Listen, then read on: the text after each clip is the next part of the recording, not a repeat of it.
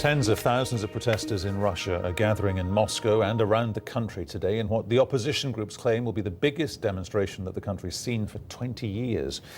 The authorities in Moscow have authorized a rally of 30,000 people in the capital, and the police say that 25,000 have now gathered there so far.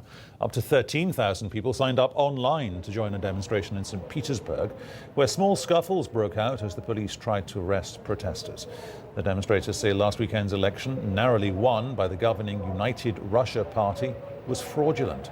The BBC's Daniel Sanford is in Moscow's Bolotnaya Square. He told us what sort of numbers have been gathering there.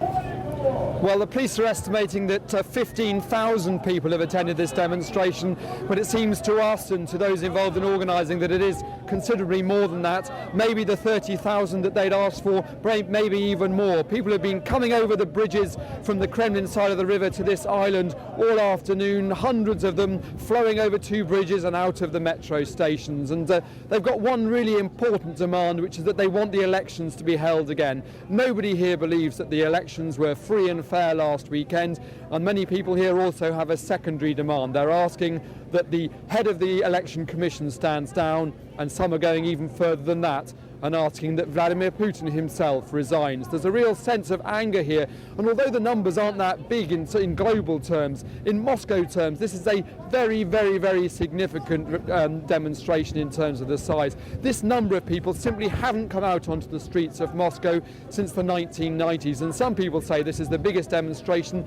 since those huge demonstrations that built up to the fall of communism here. It should not be underestimated what a significant moment this is. It may not deal a fatal blow to Vladimir Putin's government, but it's certainly been the most severe wake-up call that his government has received in 12 years of being in power. Daniel Sanford in Moscow there, live now to St. Petersburg, and the BBC's Richard Galpin. Richard, how many have turned up where you are?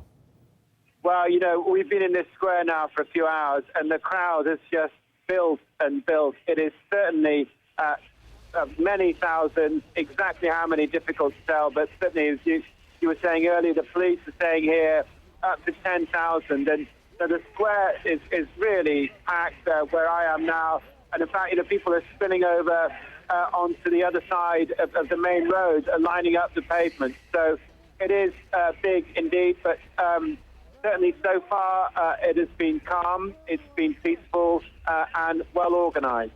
No one is assuming for a second here, Richard, that this will deal a political killer blow to Mr. Putin's political aspirations. But what's the message it sends out to the world about the state of democracy across the country?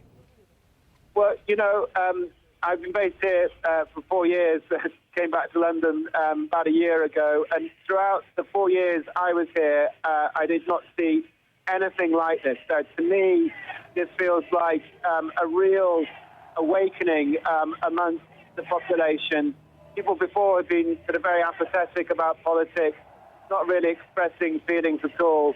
Now we're seeing ordinary people coming out and really calling for much greater democracy in this country. You know, the people around me now are not from that very small minority, the small groups who held tiny protests in Moscow and other cities.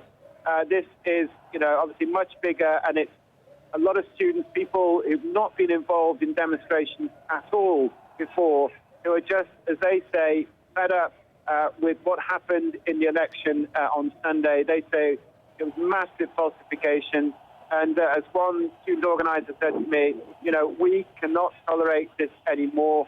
We want the elections to be cancelled, and we want fresh elections with all opposition parties able to register and take part. Richard, thanks very much.